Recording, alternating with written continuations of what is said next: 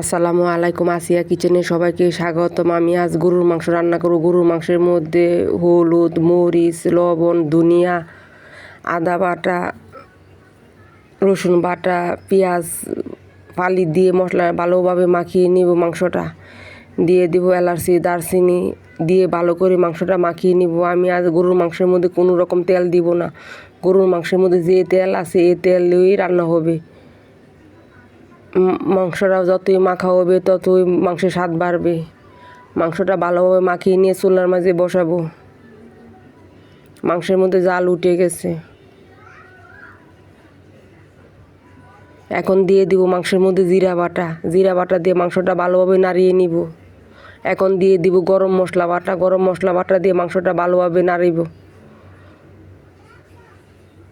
গরুর মাংস হয়ে গেছে, প্রায় গরুর মাংস হয়ে গেছে।